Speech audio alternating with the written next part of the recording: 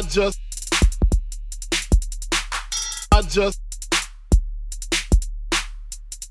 speak my peace, keep my peace. What's good, y'all? Welcome to another episode of the Speak My Peace podcast. As always, I'm your host, Greg Lacey. Like we always do about this time, I hope that you all are taking care of yourself and good. Hope that you are all taking care of yourself and your loved ones, and that you are in good health and good wealth, as we know just how important that is today. A little stumble on that, but today's episode, we're going to focus on that yourself part, because we tend, in the grand scheme of life, you know, taking care of your loved ones and taking care of everybody, we tend to neglect ourselves a lot. And that is what we're going to focus on in this episode, is just taking care of yourself. As you can hear, I stumbled on the intro. My voice probably sounds a little bit deeper in this episode than it does in other episodes, is because for the past 72 hours, I've been physically trying to take care of myself, because it's allergy season, and I just moved somewhere to where the pollen is very high, and honestly, it's been kicking my butt. I've never experienced allergies in my entire life. I'm well into my 30s now, and the past 72 hours has been a headache for me. So that's why my voice sounds a little bit deeper. You're probably going to hear a lot of pauses within this episode. Not me saying pause, but like actually pausing within this episode, is because I'm like trying to catch my breath or trying to gather my thoughts, whatever the case may be, because I'm on the up and up now. But yeah, the past 72 hours has been kicking my butt, and so I'm just trying to, get back on track. The other part of just taking care of yourself in terms of our mental health, physical health, emotional health, that is very important. I know I stress that a lot in this podcast, but I bring that up because while I was away in the mid-season break, I realized that I have a problem.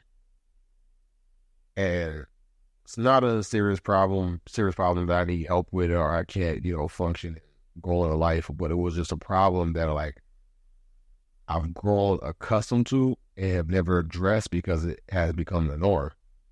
Now, how I identified this problem is through therapy. And that's one thing that I love about therapy, is that we go through life and we have certain patterns of behaviors about how we react to certain things, how we approach certain things, how we emotionally react to certain things, how our emotions develop based on our reactions to certain things, the walls and the defenses that we put up so we don't have to experience certain things again.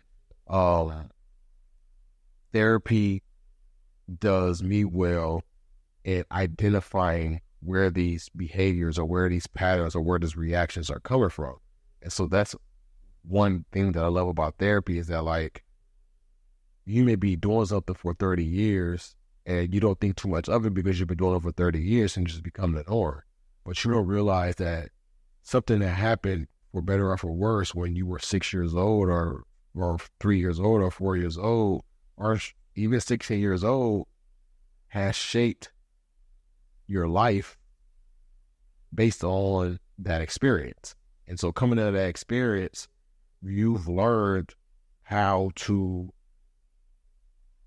not address, but how to approach that scenario in the future, or how to deal with that scenario in the future, or how to prevent that scenario in the future. And that's what therapy has been. That's why therapy has been a great tool for me, because I've just learned that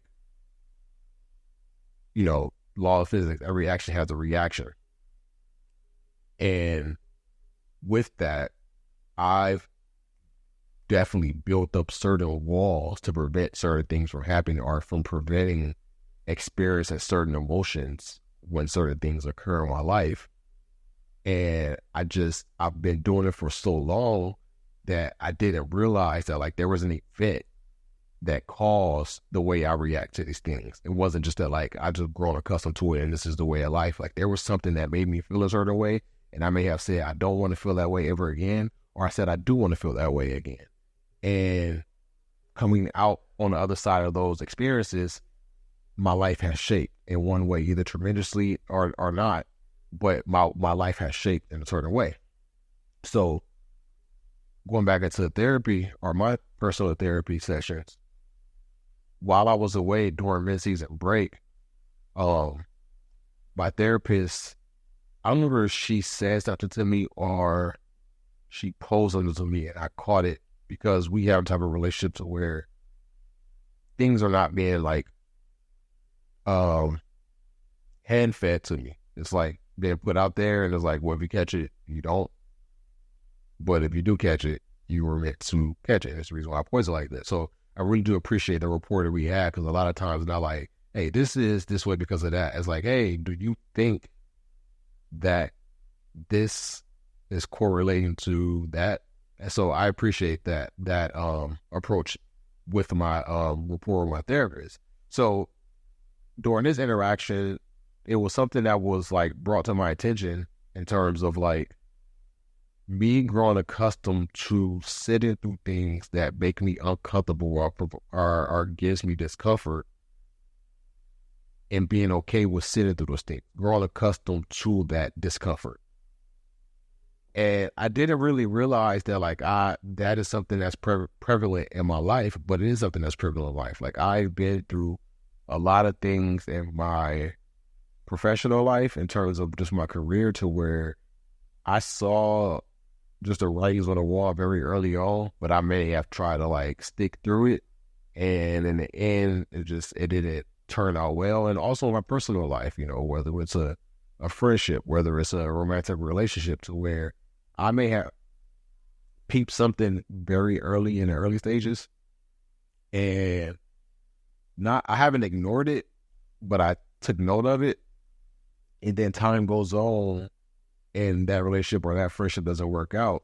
And then, you know, as we always do, hindsight is always 20/20. We go back and reflect on like mistakes that we made or things people have done. You like, I did catch that then. I should have made that decision then. So I always catch myself in those situations in personal and professional life. And so during this therapy session, when that was presented to me, the conversation we was having was just surrounding around just my life in general. And I was like, oh, it was just like an aha moment to where I caught where my worlds were colliding.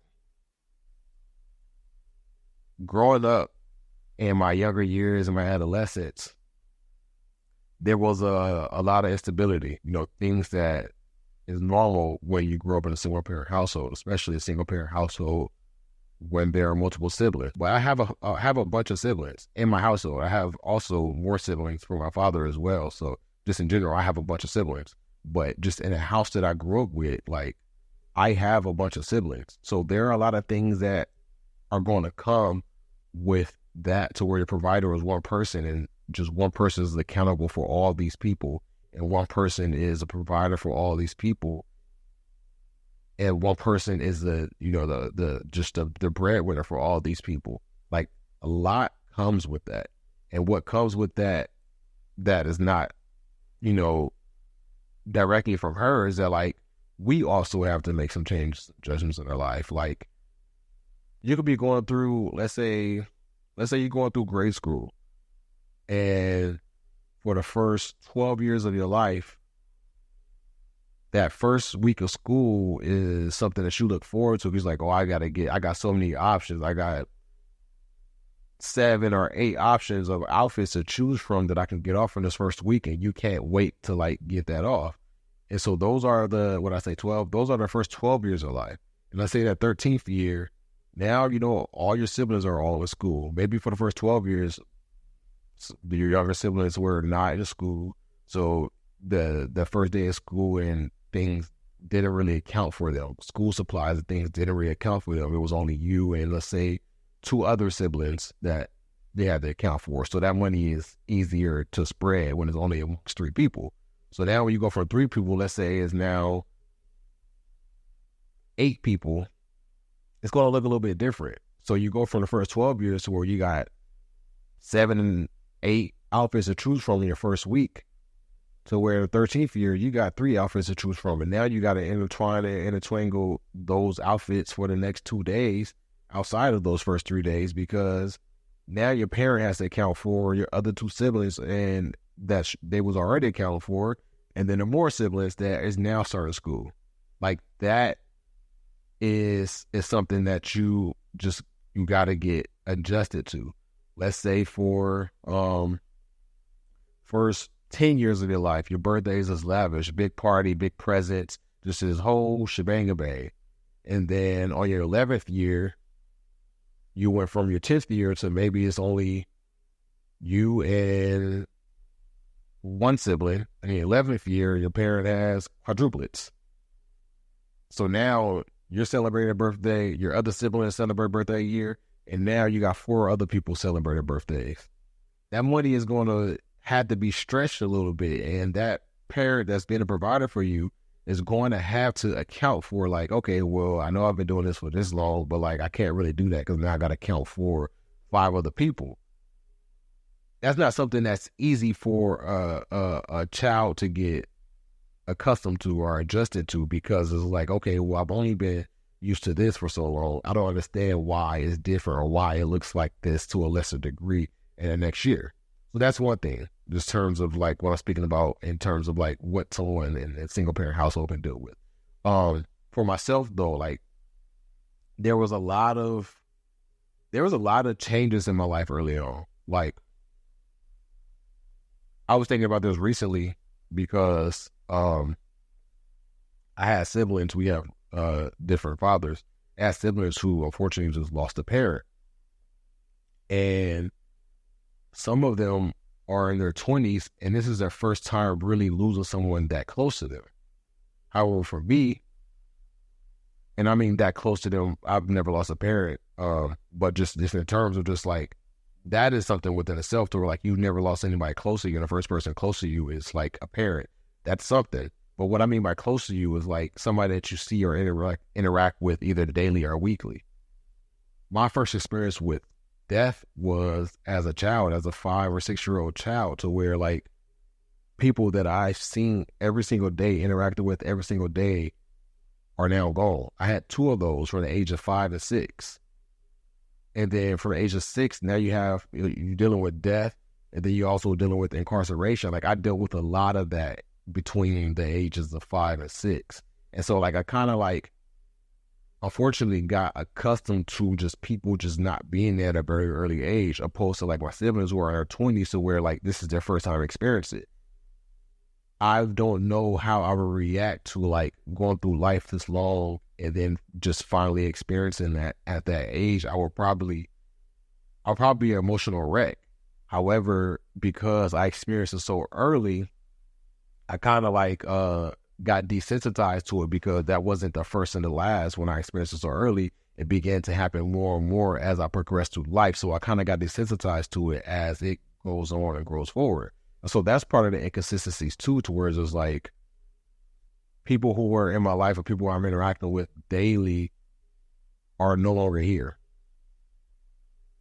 And so the culmination of all these things from the age of 5 and 6, from being a young kid to adolescence and things like that, like those inconsistencies forced me to build up walls, because I started to experience abandonment in the sense of like, I don't know how to deal with these feelings in terms of like people not being here. I don't know how to deal with these feelings of people not being in my life and I don't have any control over it. I don't know how to deal with these feelings. I don't even know what these feelings are. I just know that I'm sad because people who I'm used to, people I've grown accustomed to, and seeing their faces and seeing their smiles and having a conversation with them and wherever the case may be, are no longer here.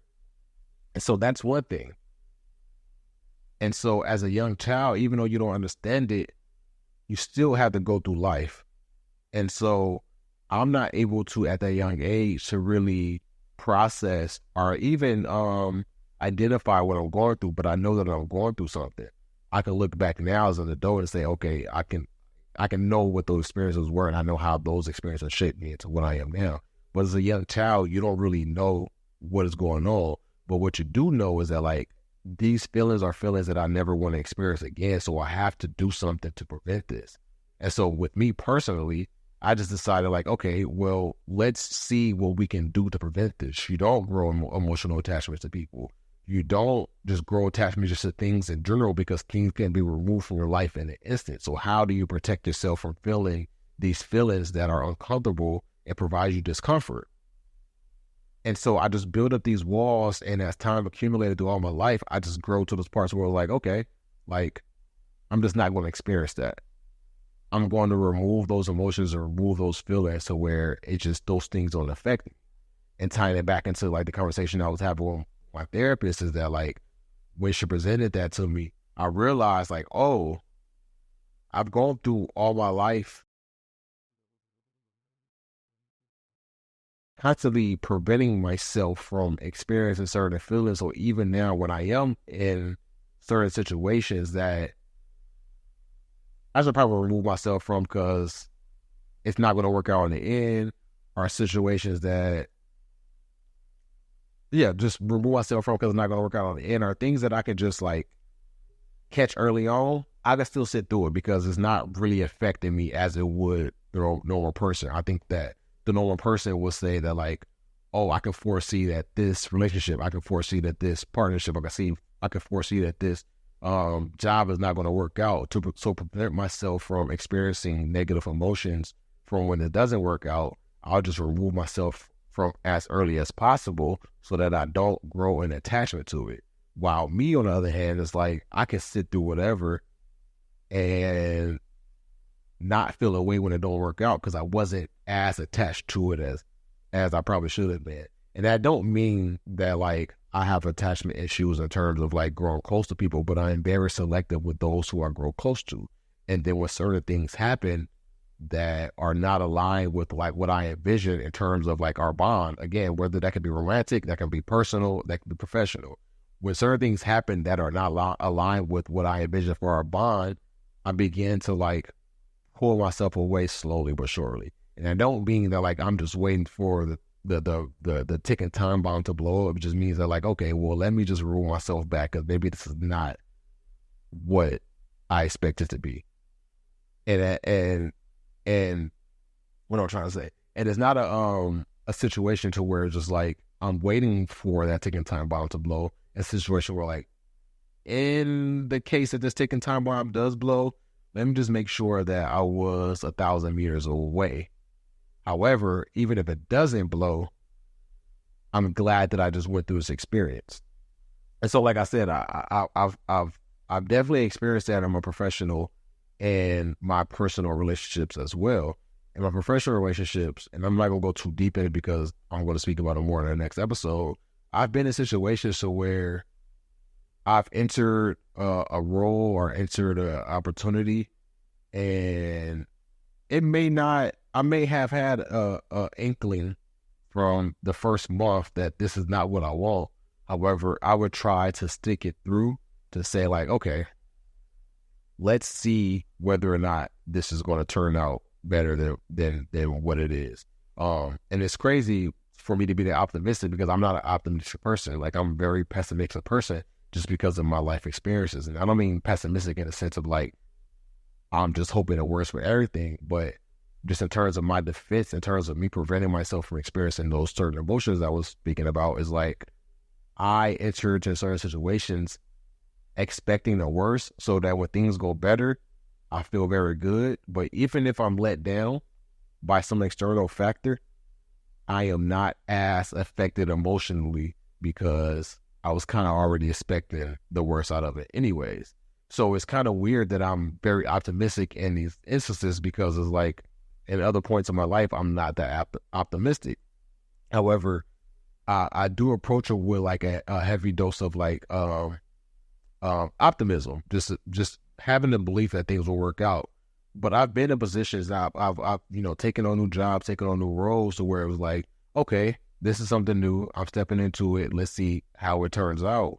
And it could be a 1 month in, and I just like feel uncomfortable, but I'll sit through it just for the hope that it gets better. And majority of the time it does it. Like, I think in my most recent role, I was in that role for about a year and a half. And I would say after about a month, I kind of knew that wasn't for me. However, I was like, okay, well, let me just stick around to see, whether it gets better or not.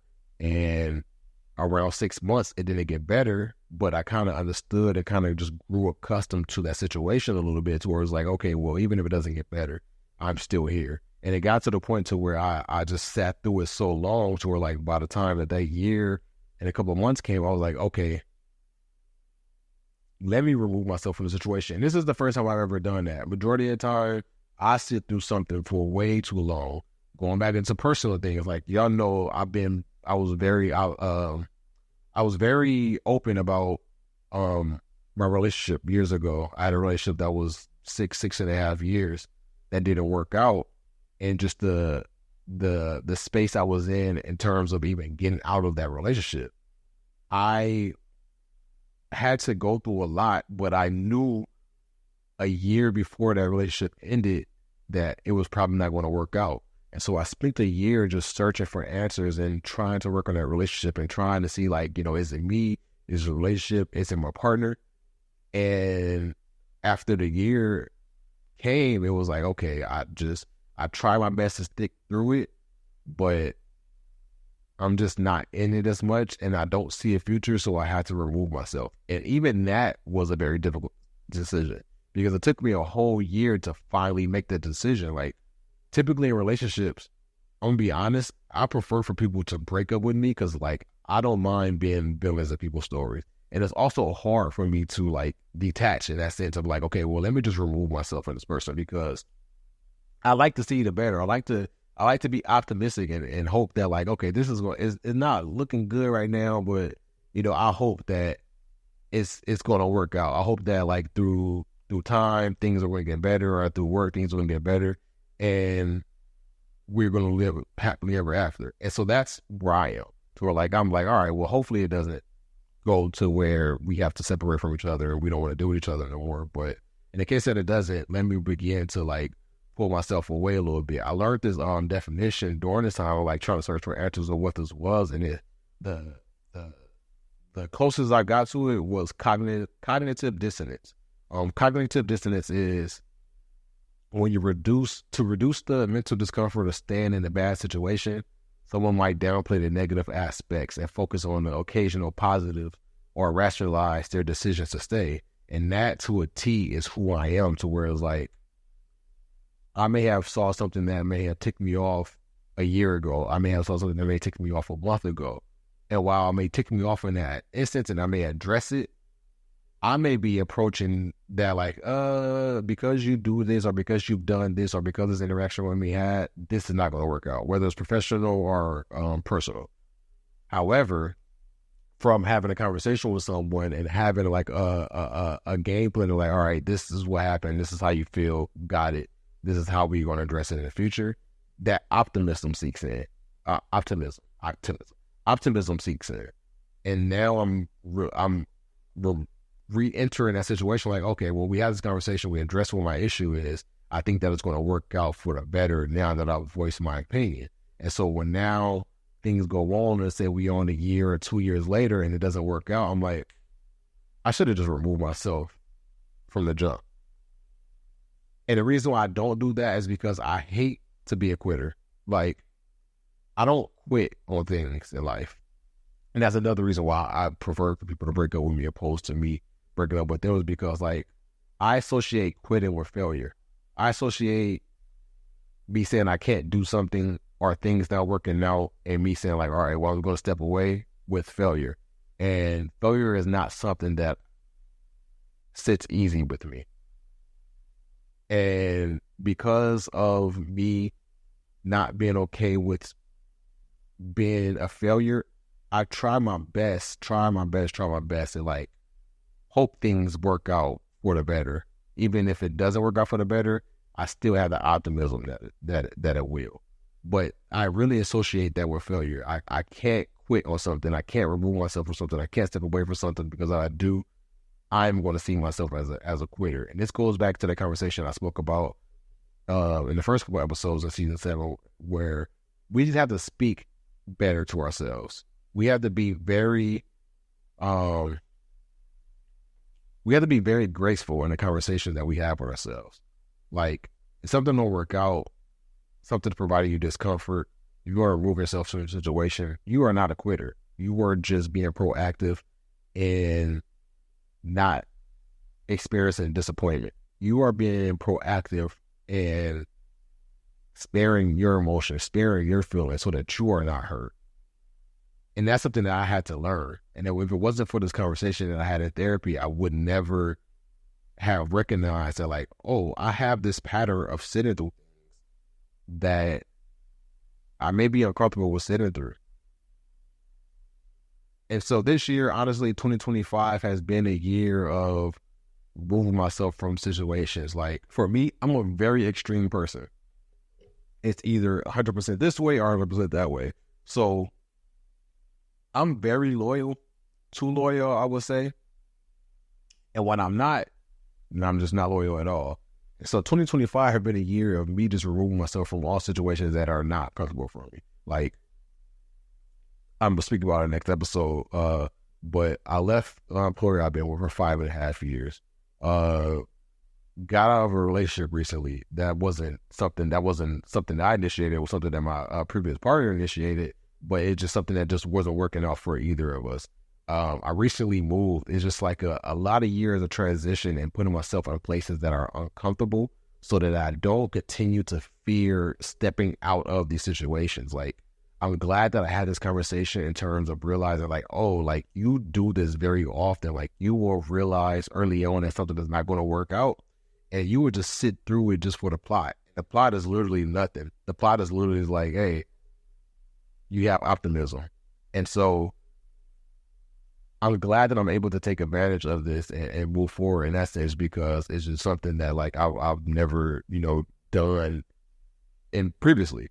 And so with me being able to experience this and now move forward and say, like, okay, well, you recognize early on that, like, this is not working out. You recognize early on that this is not aligned with your values or aligned with what you have planned.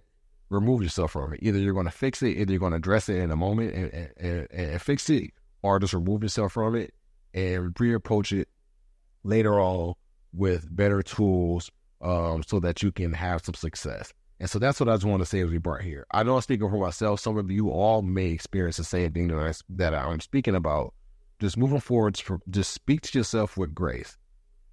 Enter these situations and don't be afraid. And I'm not telling everybody quit your job, break up with your partner and move, or whatever the case may be, but just like, whatever. It's not even those three things. There's more things than that where I apply this in my life, but those are just the most three recent transitions that have happened in my life since I've been gone. But where was I going? Damn. So those are like the three things that have happened since I've been on this break in between my podcasts that have happened in my life. And so I'm not telling you all to just do the same things I did, but just recognize that, like, if something's providing you discomfort or something is uncomfortable, something is weighing you down, don't look at yourself like a way I look at myself in terms of being a quitter, thinking that because you're stepping away from something that you just did not provide your all and whatever the case may be. Like, no, like, you recognize that something was not working out and you stepped away from it to better yourself, to protect yourself, and so that you can continue to progress on whatever path that you're progressing in. That's really all I have for you all this week. I'm trying to get better. I'm about to go home and drink a lot more tea. But as we get out of here, what to watch? Honestly, I don't know what I'm watching this week because this just been. What am I watching? I said Sinners last episode, and then I said my what to watch for this week. I am going to say, damn, I don't have a what to watch for this week. I'm sorry, y'all. I do not have a what to watch. Oh, no. You know what? Last of Us is coming back. Last of Us Season 2 on HBO Max. If you have HBO Max, Last of Us Season 2. That's all I have for you all this week. That's the Big One Piece Podcast. I'm out.